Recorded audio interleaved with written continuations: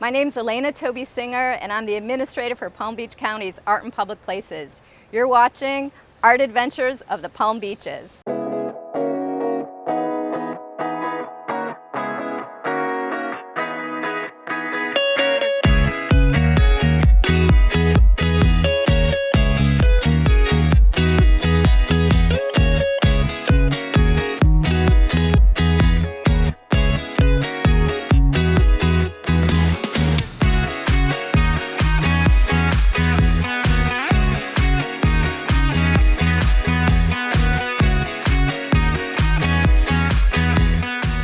This program is brought to you by the Cultural Council for Palm Beach County.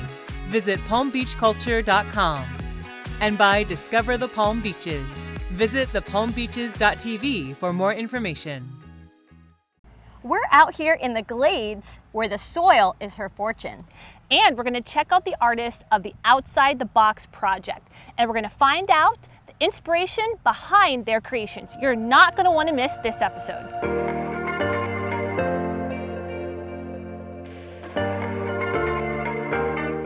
We're here today at Lake Okeechobee at the Pahokee Marina with Elena Toby Singer, and today she's going to talk about something very unique, the Outside the Box Public Art Project.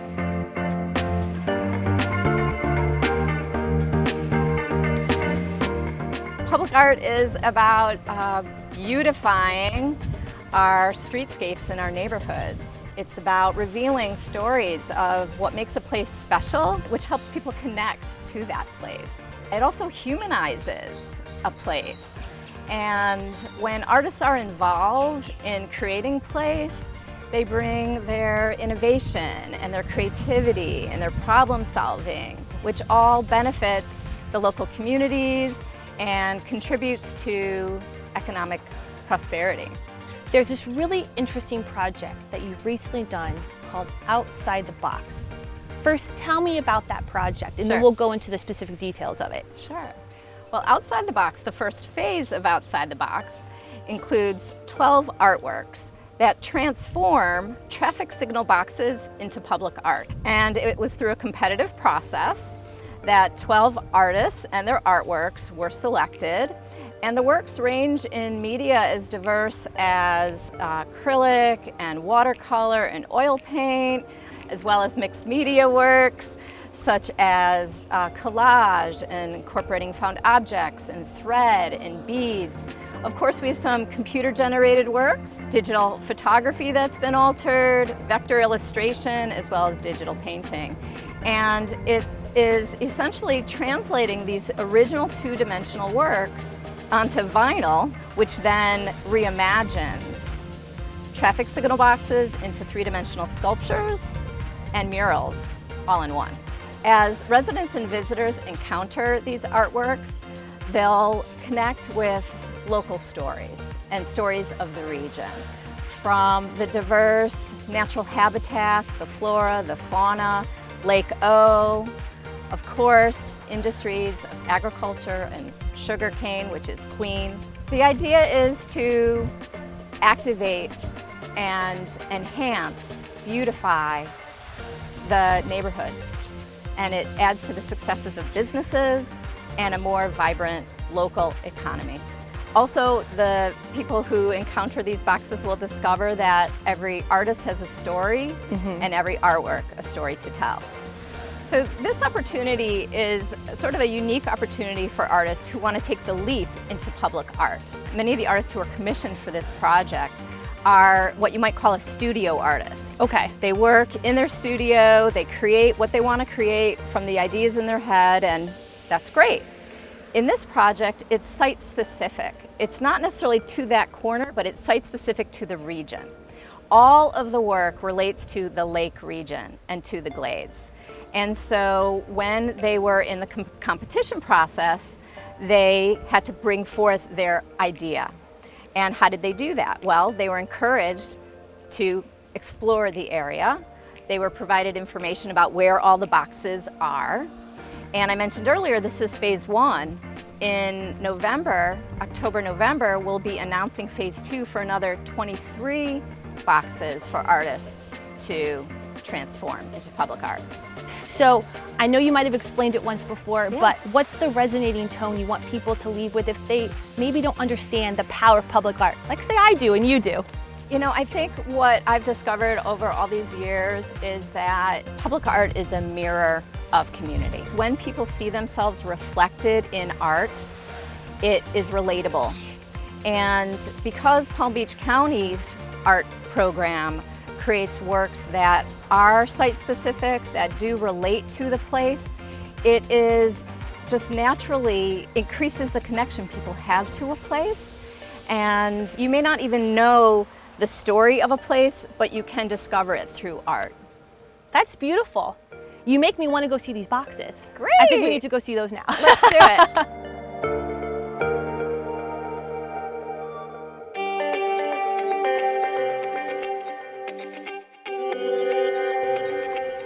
Freddie, thank you so much for meeting us out here. No problem. And we're in front of your awesome artwork. Yes. Can you tell us a little bit about the fact that this is your first public art commission? I've never done a public art commission before. I think I saw it on Facebook and it immediately got my interest because who doesn't want his art on a busy intersection, right, for everybody to see?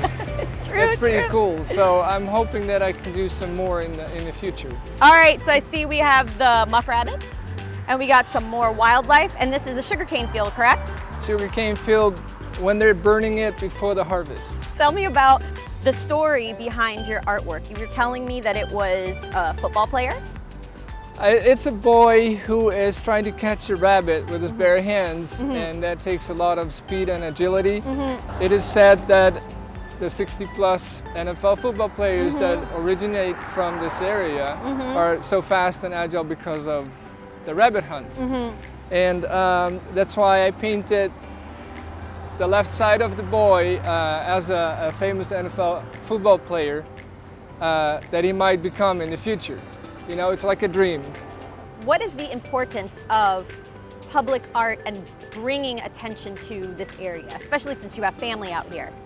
Well, look at the difference between a traffic box, how it was before and how it is now. You know, it adds to the beautification of an area, and a lot of things can be more beautiful by putting art on it.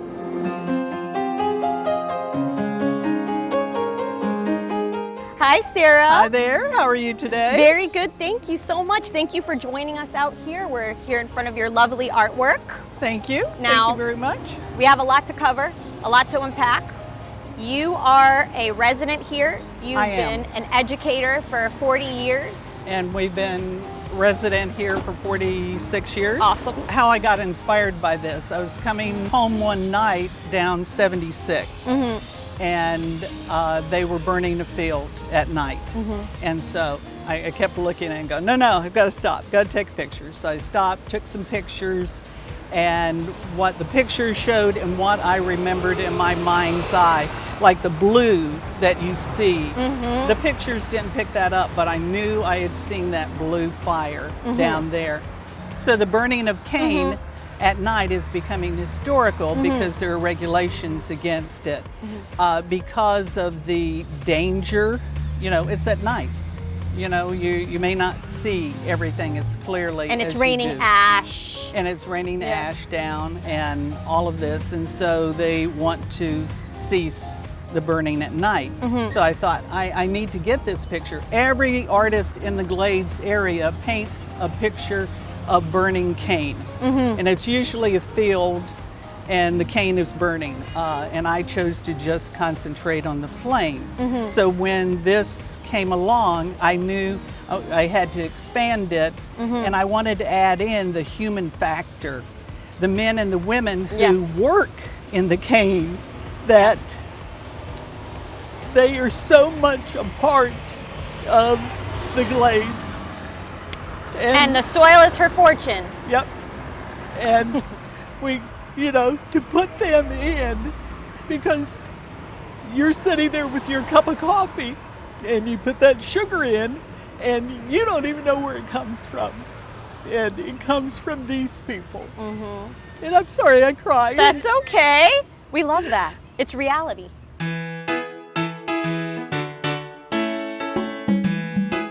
So Michelle, we're here with your art piece, and I really want to know, what was your interpretation of the Outside the Box project?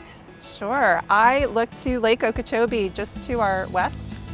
I was really inspired by this part of our incredibly beautiful and varied South Florida landscape. And so I basically pretended I was standing at the shoreline and looking out into the world. And it offers these amazing, expansive views of the sky and the water. To me, that manages to simultaneously inspire and mesmerize. So when people stop at this intersection, what do you want people to think about when they see your artwork hanging up there? I hope that they would pause and take a moment to reconsider their relationship to the landscape. Maybe take another look at the lake itself, pause to consider what's around it, our impact on the land, and ways that we can be better stewards of the environment. As an artist, you know the importance of public art, but to everyone else out there, what do you want them to think about when they see public art out and about? What do you want them to feel and know? I would hope that they would feel that art and culture is for everyone. The really great thing about this project is that it makes art part of the community and accessible to everyone. Unfortunately, it's still all too common for galleries and museums to feel inaccessible to most people. And so projects like this are wonderful because they really bring the art to the community and to the people, and it becomes a part of their daily life.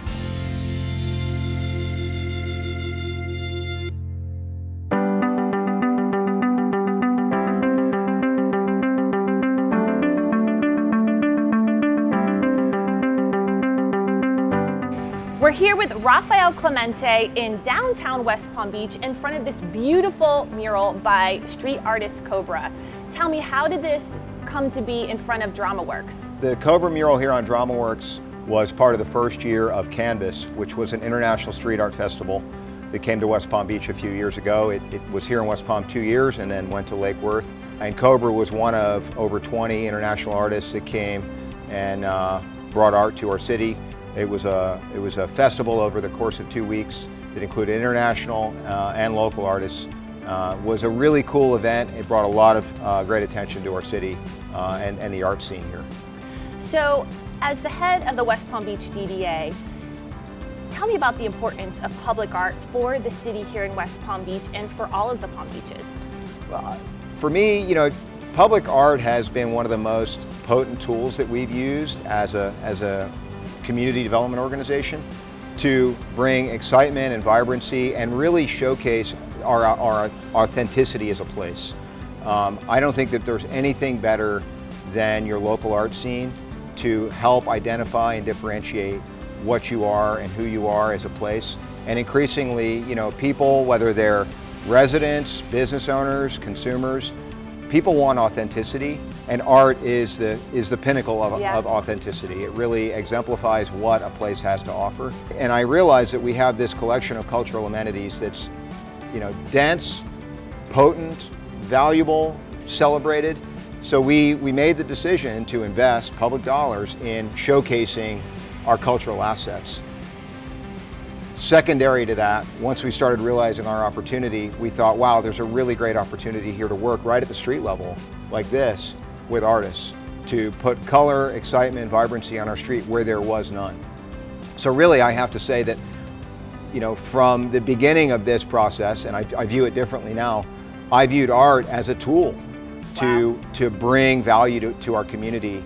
And the Arts and Entertainment District started initially, Angela, as a marketing tool to showcase our cultural assets. Okay. Today, it's transitioned into its own 501c3, and it's turned into what I think is a really good way to legitimize the investment of public dollars and private dollars into bringing more beauty, more culture, more excitement to our place. Some of the most photographed places in our entire city are spots in front of street art. Wow. I would call it one of the best investments we've ever made in terms of what we've been able to bring to our community on a bang for your buck basis. The art has been so great.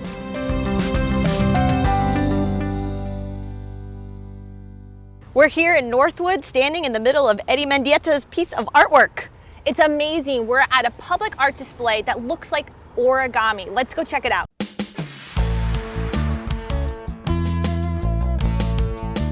Eddie, can you tell us about this awesome piece of artwork behind us? Yeah, this is a sculpture or an installation that I did a few months back with the CRA. And the installation is called Mending Fences.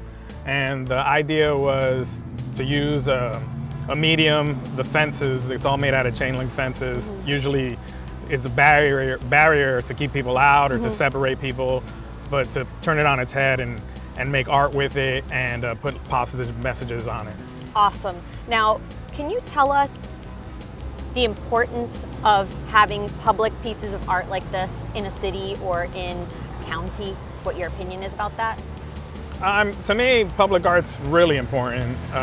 You know, most people don't go to galleries or go to art shows or anything like that. They're just, you know, living their regular, you know, day-to-day life, going to work and this and that. And public art's really the only art they see. So I think it's the chance for the city or whatever private organization wants to try to, you know, give a different view of the world to the public. In your opinion, what is the importance to the community for us to have public art? Well, I think public art is a great way to bring the community together, have them come out, see different kinds of artwork, things that they probably wouldn't normally see. I've had the opportunity to work in different cities throughout the country in these kind of projects, and it's always a great way for the community to get involved with what's going on. Speaking on that, where do we measure up? Where does the Palm Beaches measure up? Because you've traveled all over the world. I think that the Palm Beach is doing a great job with public art. I mean, can they do more? Of course. But as far as it goes, I mean, it's pretty nice what they're doing. The cities and counties all work with you know, different artists, trying to support local artists and then bring international artists into the area.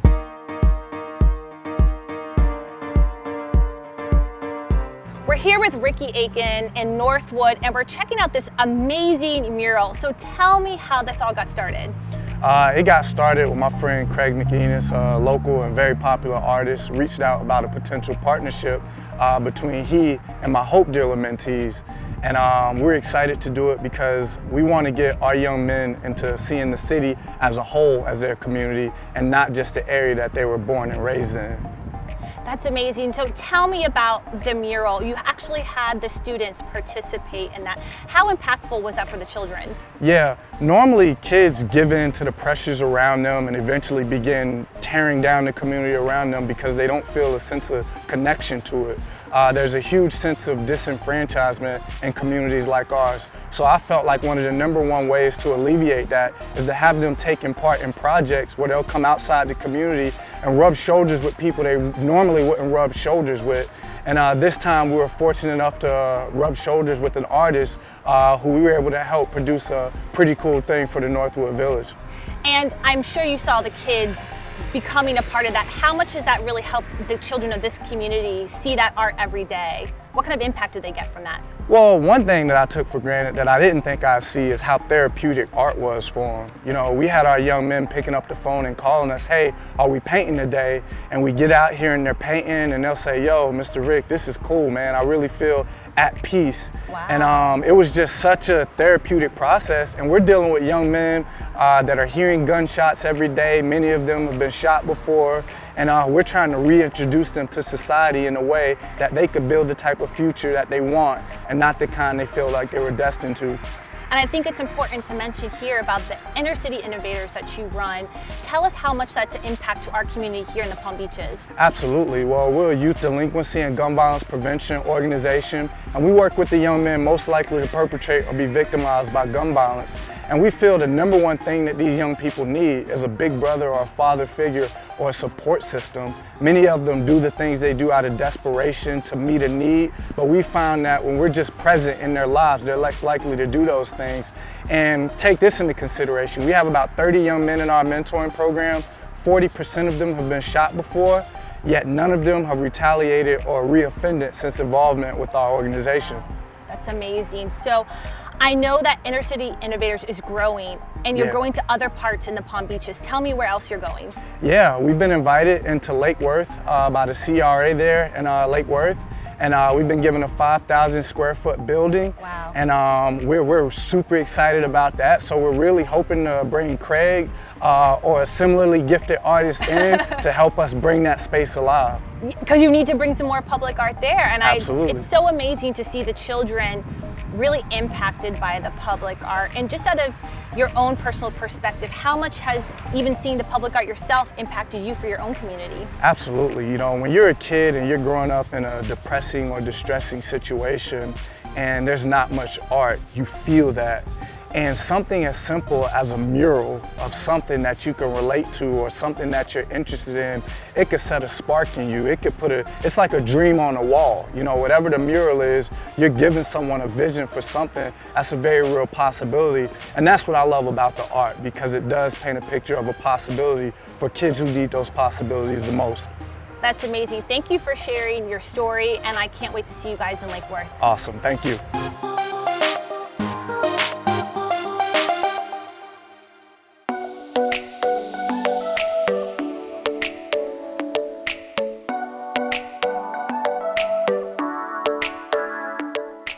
What's up, Gleason? Hey, what's up, Jesse? Where are we right now? So we're in Delray Beach. We're in front of one of our latest mural done by local artist, Hoxo. He is a guy who grew up in Delray, Boca area, then ventured off to move into Miami to kind of grow his career in the area as Wynwood grew up. Once we started these projects of doing murals here in our hometown, we wanted to bring him back right away to kind of have something facing right by 95 as you drive into the town. And I've seen his work in Lake Worth. Correct. Also, right? Yes, you've seen his work in Lake Worth, and as you've been down in Miami, you've probably even driven by a few. There's a couple that are high up there that you can't see. And he's actually in Denver right now doing a collab with another Miami artist for the Denver project. Now, what's your role in the whole public art space? So I'm a graphic designer / curator. I do a lot of the business end and a lot of design for the artists, but my main goal was to start a company that gave local artists an opportunity to paint in their local areas and also bring in international artists. In the very beginning, my partner at the time, Venom, which is a local artist from here and in Miami as well, had the opportunity to reach out some international and national guys and girls to join us in Miami, and that really catapulted us going forward, and it helped us get to where I am today with the company and moving forward and getting more jobs, more opportunities, more public works in different cities throughout Palm Beach County and beyond. Can you just highlight what you think is the most important reason why we should all be supporting public art? So my thought process behind that is that public art engages conversation, it engages thought process, whether someone likes a piece or not, they speak about it. For Delray, for example, we have our museum down the street, so if we have more public art as you drive in, I believe it would entice people to say, oh wow, they got a museum as well here, maybe let's stop, we've seen all this stuff on the way in. And it gives something for the locals to be proud of, and for tourists to enjoy, take photos in front of as social media has blown up. Murals become some sort of lifelike backgrounds. Yes, a destination to go to. A destination, there you go, that works.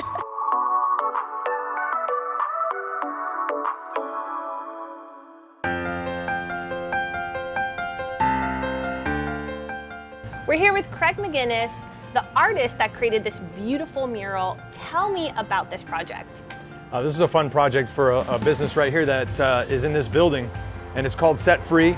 And it was a collaboration, a true collaboration between myself and the building owner, which is always a great thing. He had a vision, and I helped him bring it to life. We did like a digital rendering and then brought it to the wall right after that. So what is Set Free? I feel like it is set free. The mural itself implies that. So why did you guys think about this vision? What about the business created it? They're a travel destination. Like they do trips to the Leeward Islands, so it's very much about paradise and a feeling of freedom and escaping, you know, the everyday world and feeling free. So that's where the bird and the hands come in, and then the rest of the stuff is just kind of to marry that all together. Which isn't that perfect timing for where we are right now, you know, and having peace and freedom. Tell me about some of the other public art projects that you have specifically done in the Palm Beaches. Oh man, I've been blessed. So I've been here for over 25 years now, so I've had the opportunity to work for most of the cities from here to Miami, both on private clients and on city clients. So most recently did something for the Cultural Council and the DDA for Mosaic, right downtown West Palm Beach. I've had stuff in Lake Worth, I've had things in Delray in the past. So did some playhouses for charity, some picnic tables for charity for the city of West Palm Beach.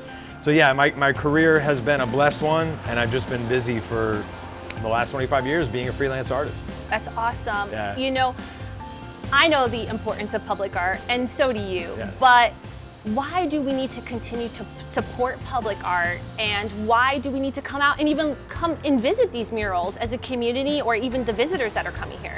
Well, it's been proven time and time again, and you can look at any big city, and now it's starting to trickle down to medium and small cities, that it just unifies communities. It brings art in front of eyeballs that are usually not going to perhaps visit a museum or things like that. So it takes the art outside those buildings and just, you know, brings a beautiful feeling to just your everyday street. These people are just driving by on their way to work and they catch a glimpse of this, and, you know, maybe it changes their mood. It's a beautiful thing. It's about exclusiveness, and it's about brightening people's days. So I think that's super important. We gotta keep funding it and keep it moving.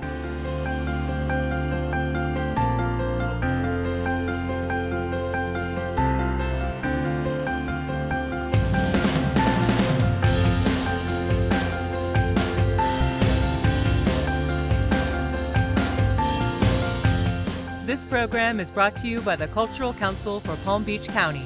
Visit palmbeachculture.com. And by Discover the Palm Beaches. Visit thepalmbeaches.tv for more information.